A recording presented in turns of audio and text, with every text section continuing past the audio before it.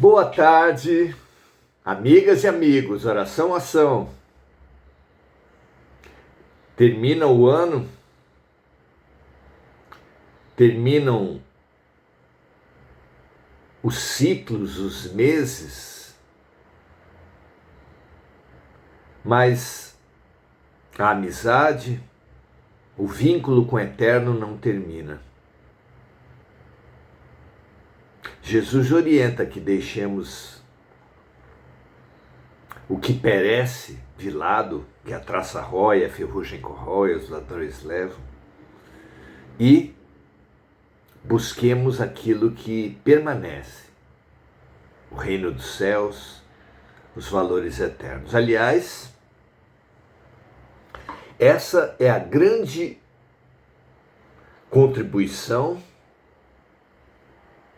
Não à toa, essa é a nossa maior necessidade, clareza ética. Não é por acaso que a maioria da população sequer saberá do que se trata. Mas é a nossa maior necessidade. Adoramos a pergunta da música dos Titãs: você tem fome de quê? Você tem sede de quê?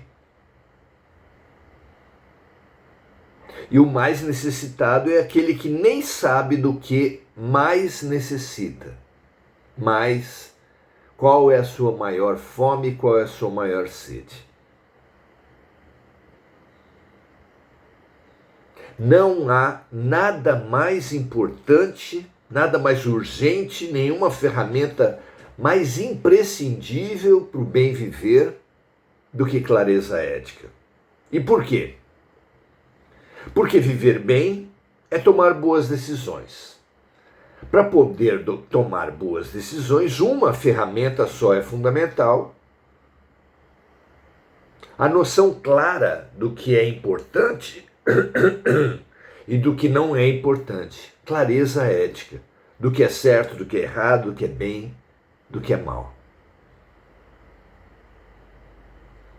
É exatamente nesse ponto que Jesus veio fazer a contribuição maior.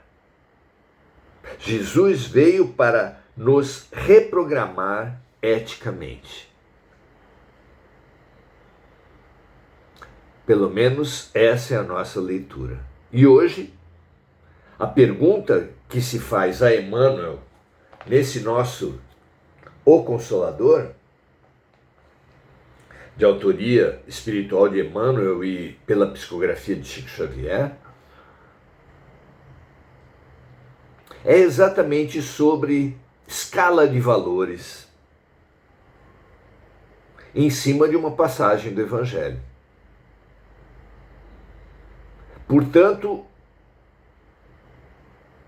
o grupo de hoje, o encontro de hoje, bem compreendido, será para todos nós, ou pelo menos para aqueles que o compreenderem,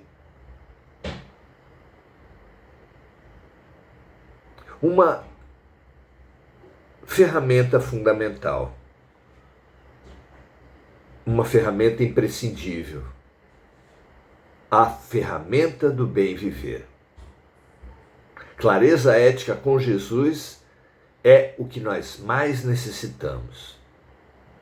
Nós não temos e jamais teremos aqui a pretensão de esgotar, de dar palavra final sobre nada, sempre de estimular, enriquecer a sua busca, minha amiga, meu amigo. Que com a nossa contribuição de hoje, quer você concorde com ela ou não, você passe a buscar com todas as suas forças, em todos os seus estudos e momentos, seja nos livros ou na vida, quais valores são importantes e, entre os importantes, quais deles são essenciais. Quando se fala em direitos humanos, por exemplo, há diversos direitos humanos, mas o primeiro deles é o direito à vida, sem o qual os outros não sequer podem ser considerados. Da mesma forma, segundo Jesus, ou segundo a nossa leitura da revelação de Jesus, há diversas leis, mas há uma lei das leis, um valor dos valores. Vamos estudar isso? Hoje estamos na questão 305, questão 305 desse O Consolador, em que se leva para Emmanuel a interpretação de uma passagem desafiadora dos evangelhos, mas que na verdade está disseminada em diversas outras passagens do evangelho. Vamos lá? Pergunta-se o seguinte: a afirmativa do mestre, aspas, porque eu vim pôr em dissensão o filho contra seu pai, a filha contra sua mãe e a nora contra sua sogra. Como deve ser compreendida essa afirmativa em espírito e verdade?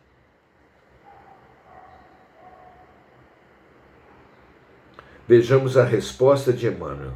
Ainda que, diz ele, temos de considerar a feição antiga do hebraico com a sua maneira vigorosa de expressão. Seria absurdo admitir que o Senhor viesse estabelecer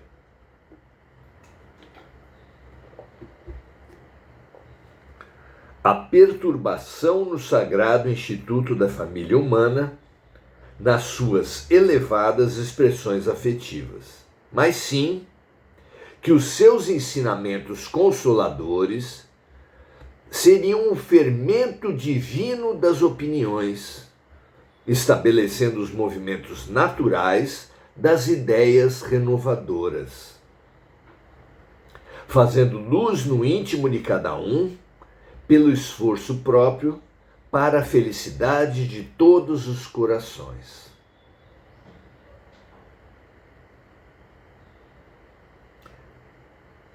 Muito rica essa resposta, como todas que nós temos estudado.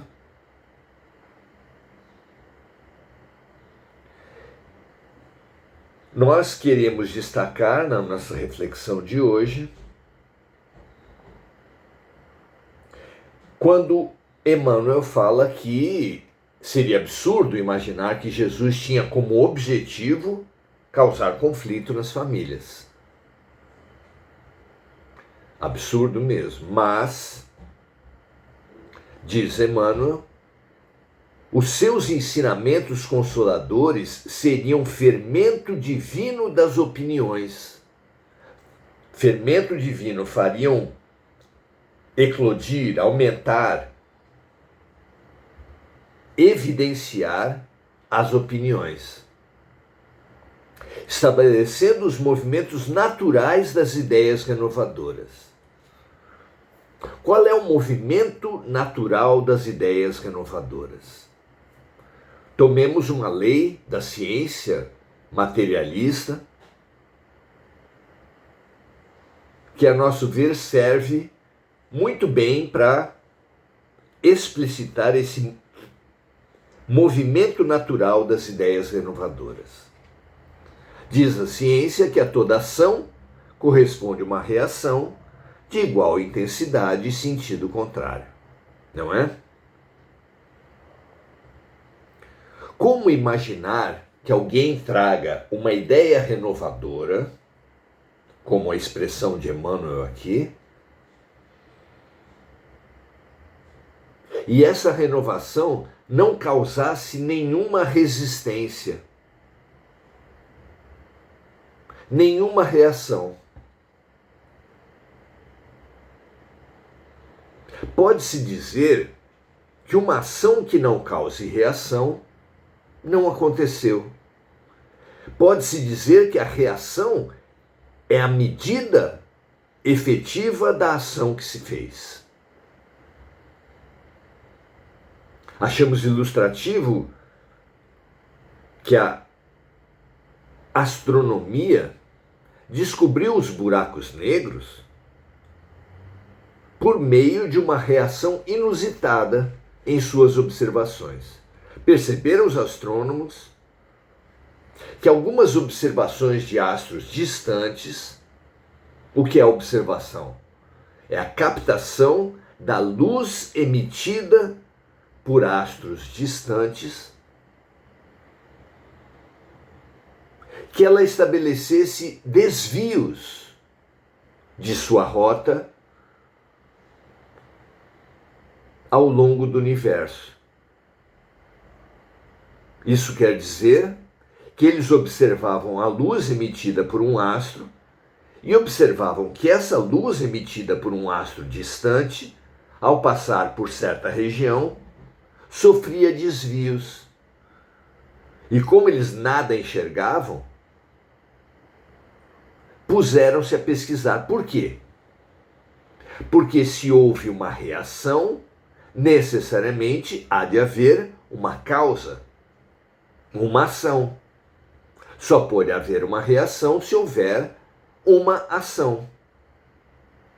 E foi assim que descobriram os buracos negros, uma força gravitacional tremenda que existe nos universos. Não é interessante? Muitas vezes, então, descobre-se uma ação através da reação que causa. Se um educador, se um renovador, se um transformador de visões na ciência, na filosofia, na religião, não provocar nenhum tipo de reação, pode-se dizer que ele nada fez, nada educou, nada mudou.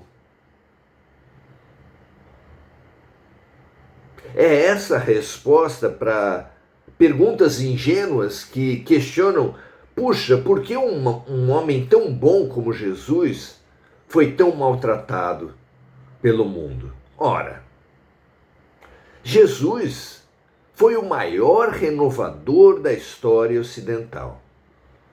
Pelo menos da história ocidental. E trazendo tanta novidade, evangelho quer dizer a boa nova. Se trouxe realmente novidades, mudanças, transformações importantes, teria que necessariamente causar uma reação importante. Fundamental que nós entendamos que se Jesus tivesse vindo à Terra e não tivesse sofrido reação alguma, poderia-se dizer que a sua ação foi inócua. Entender isso é fundamental para nós que lamentamos, que nos estimulamos, que nos tornamos pessimistas por sermos mal compreendidos, por não sermos apoiados, valorizados nas nossas boas ações, nas nossas boas intenções.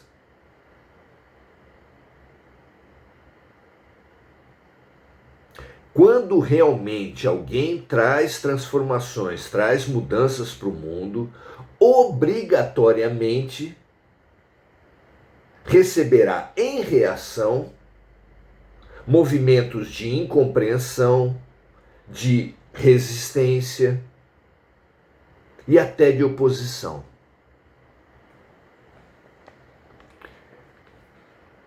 É fácil entender que era isso que Emmanuel estava falando ao falar dos movimentos naturais das ideias renovadoras. Falando do fermento divino das opiniões causado pela revelação do Cristo. Então considera ele absolutamente natural, como acontece com todas as ideias renovadoras, que num movimento esperado, reações, oposições surjam, dissensões, conflitos, dúvidas, diferenças de opinião.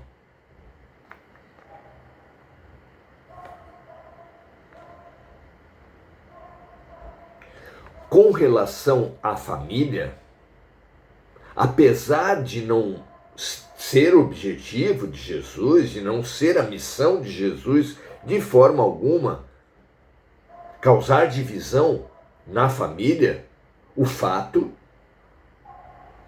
é que ele anunciou em diversos momentos essa divisão,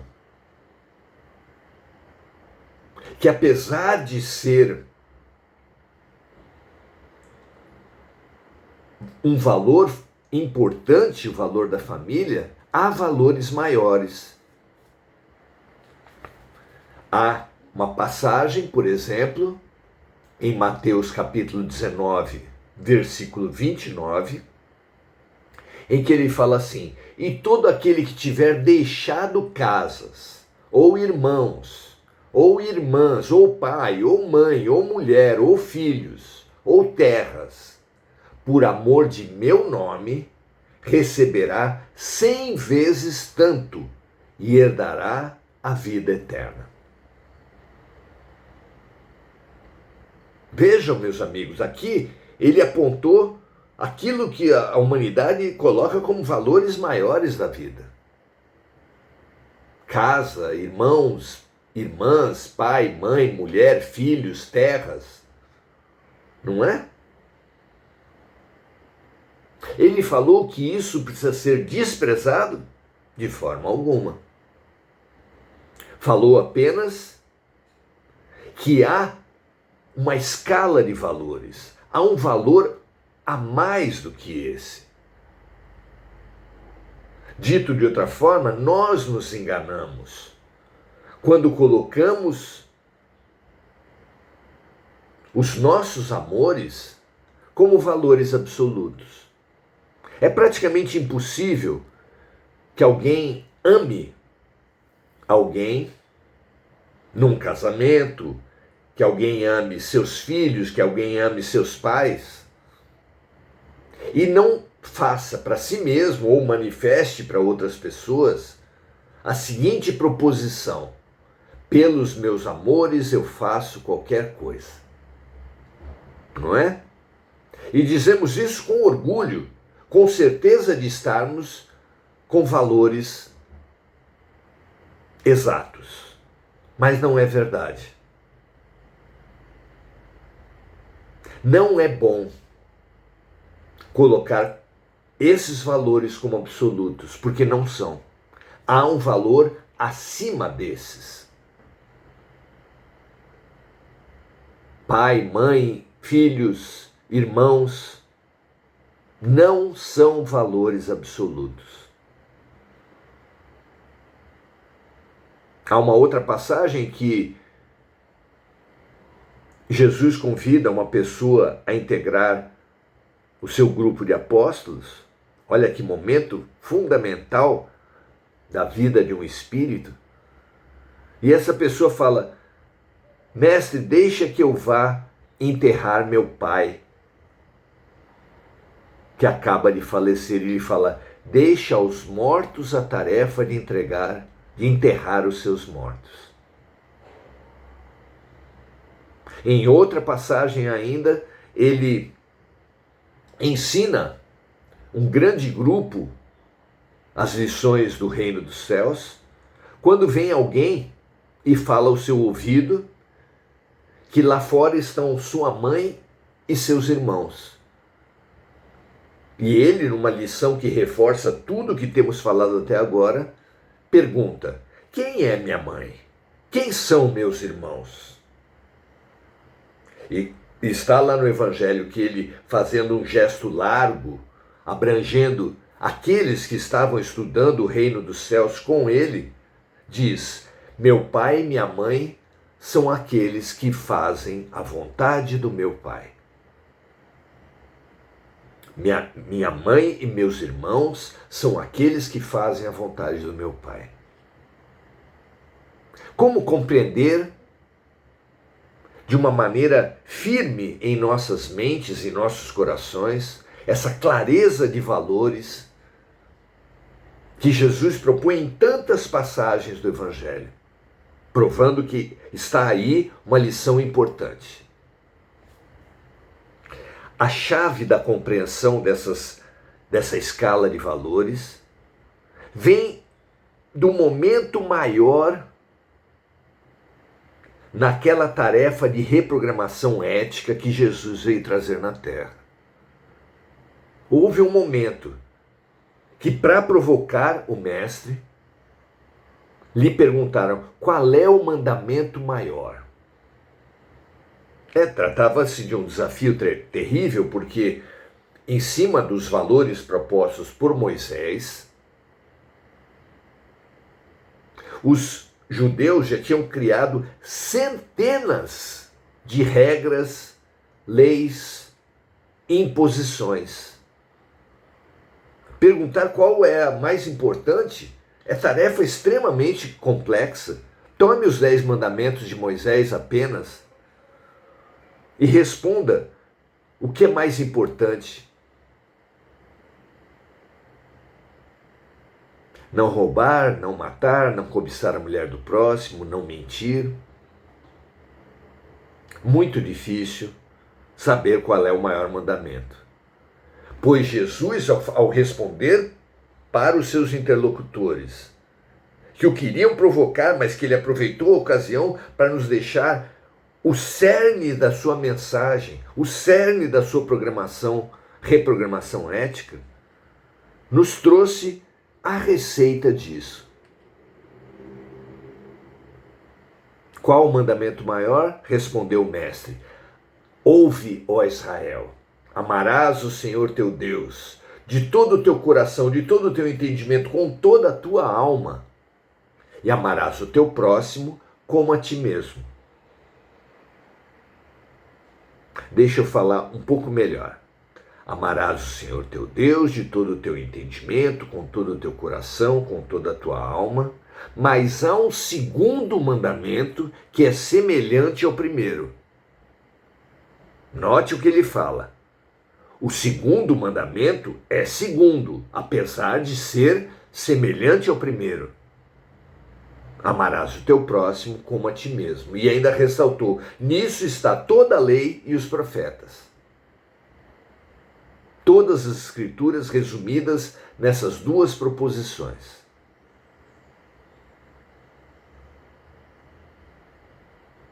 Alguém pode perguntar, então é extremamente importante amar o próximo? Claro que sim. Extremamente importante amar o próximo.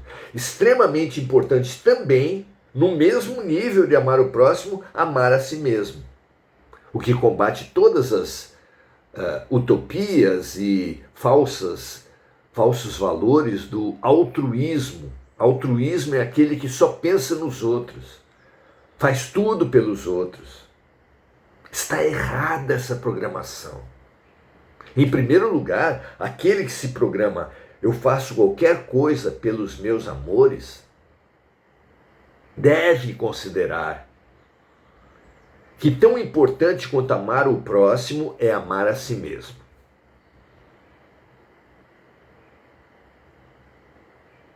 Na verdade, quem vai salvar alguém que se afoga e não pensar em si mesmo, vai fazer tudo errado, porque morrem os dois.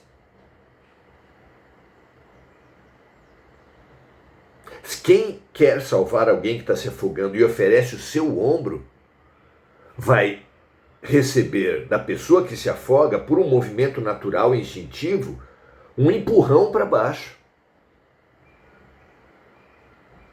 E ele se afogando, obviamente, o outro não vai poder se salvar. Quem leva uma criança num avião, recebe orientação de que se a cabine despressurizar e as máscaras caírem, ele deve primeiro colocar a máscara em si e para logo depois colocar a máscara na criança. Se fizer o contrário e tiver qualquer dificuldade mínima que seja, ficará apavorado porque ficará sem ar, de forma que os dois padecerão, o adulto e a criança. Não é interessante? Então, pelo menos colocar o amor ao próximo, a importância do próximo, como a importância de nós mesmos. Até porque é dando que se recebe. A vida é um diálogo e não um monólogo.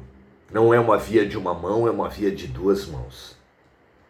Mas, acima mesmo do próximo e de mim mesmo, o compromisso maior da criatura é com o todo, é com o absoluto, com o bem maior, com o amor universal, porque Deus é amor.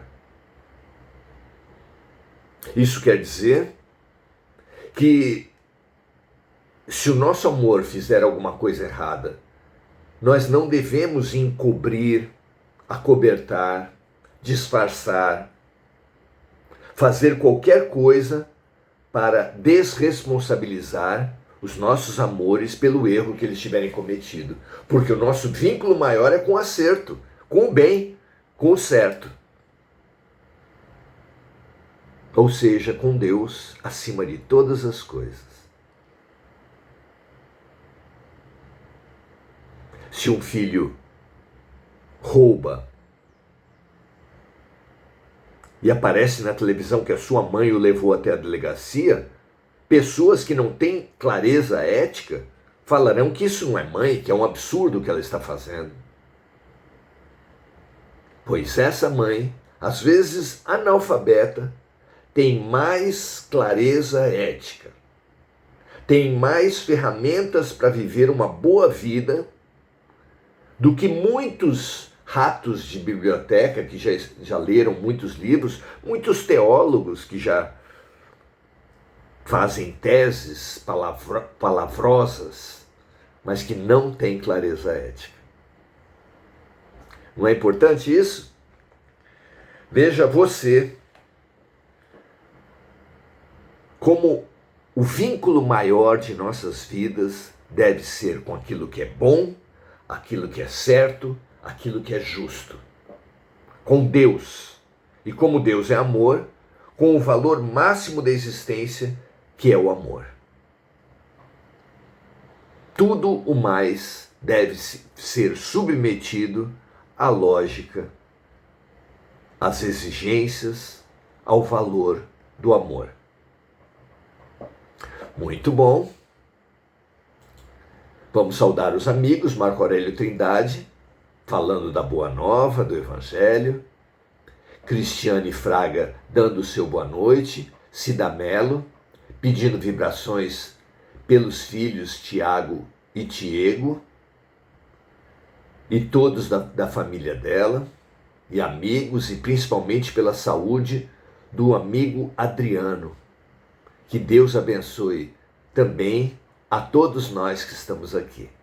Muito obrigado, Cida, e que a luz aqui gerada transborde, preencha todos aqueles que estão em nossos corações e nesse mesmo movimento transborde para todos os necessitados da terra. Enir dando o seu graças a Deus aqui, André Santos o seu boa noite, Enir vibrando também pela Mônica Silva, que assim seja, dando o seu boa noite, assim como Adelaide Dias e Diana Costa. Convidamos os amigos a hoje, mais do que nunca, compartilharem esse nosso momento, pela importância que a clareza ética ocupa em nossas vidas. Compartilhem, espalhem. é o que mais nossas famílias, nossos amigos e nós mesmos precisamos para bem vivermos, para bem decidirmos. Que assim seja, graças a Deus, e até a próxima.